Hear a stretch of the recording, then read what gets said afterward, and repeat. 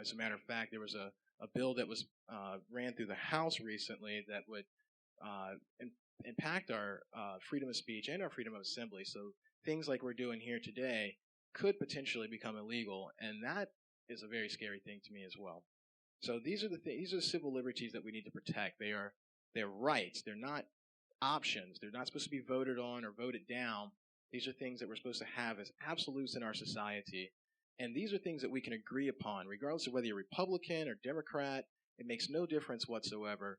These are our rights, and if we don't come together on these issues, then our nation will be much more divided than what it is even now. So regardless of your party affiliation, if your congressman is not talking about these things, he's not doing his job. I can guarantee you that. There are a few other issues here. Economics. So we have a couple ways of looking at the economy. We can look at it on the fiscal side. We can argue Republicans and Democrats and how they decide to spend our money that they first have to take from us. Like I stated before, they have to take this money away from us before they can give us something back, and it's usually only a portion of it back to give us the scraps that they have left. Even if we want to argue about what things can be spent and not spent on and how that money is going to be reallocated throughout our system, let's first take a look at where our money comes from and what gives it value, because that's the real trick here. They can have us squabbling amongst ourselves over whether it's going to be guns or butter or whether we're going to have welfare or warfare, and what's the best things to spend this money on. But the fact of it is that they have a very unsound economic policy, a very, in my opinion, unconstitutional monetary policy that is actually the biggest problem that we have in this country. While we've been squabbling over whether the Republicans or the Democrats get to have power and who gets to spend this money, the entire time both of the parties have been silent for the most part, except for a few individuals, on where the money comes from and what happens with the money creation process.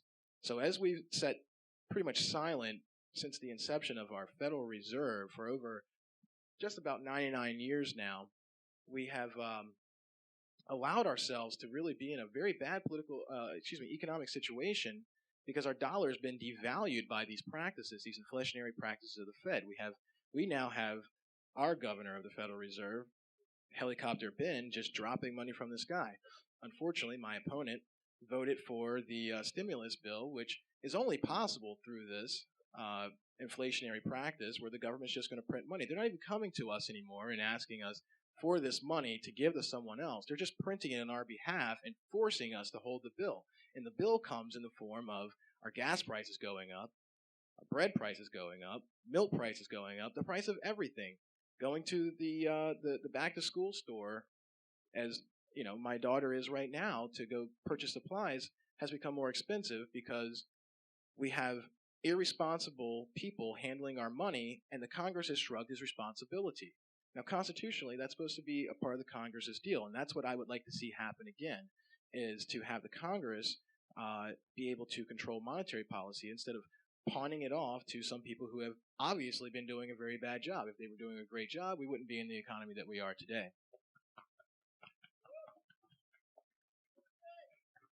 And the Fed, absolutely. So then that brings me to another really bad policy that we just got passed, and I'm afraid may be around for some time unless we quickly kill it, and that's the Obamacare, the Affordable Care Act. And it sounds good in purpose, as most bills do. They want to try to give more to people. Now, who doesn't want to give more to people? I want to give more to people, but I don't want to do it through force. First of all, that's the most heinous portion about this, is that through force, they're going to take from one in order to give to another. There's been plenty of times throughout history where we've done this thing that we kind of have forgotten about. It's called charity or voluntarism, where we have voluntarily given to each other when we were in need. And in the United States, we're a very giving country. We have a lot. We live in a land of abundance. We are able to help our neighbor out. But now the government has taken over that charity from us and has decided that it's going to force us into doing this. And in doing this, in their infinite wisdom, they've not only, like I say, taken away that power of charity, but they're starting to make us poorer because of it. So we can't give away more because we don't have any more.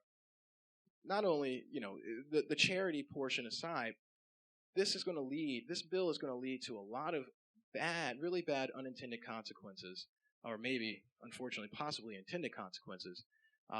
It's a drain on our society economically. There's no way we can't even afford to do anything that we're doing now. Our government is trillions of dollars in debt, and if you've ever seen the debt clock, it's moving faster than almost the speed of light. The numbers are changing. It's really ridiculous. But this number keeps increasing, and the government just says, well, we'll just tack on more. We'll just print more of that money, and we'll stuff these people with the bill. They can have higher gas prices, but as long as we give them these little trinkets, these little handouts, then they'll continue to vote for us. And unfortunately, that's the way it's been going for quite some time, and they see this as a winning recipe.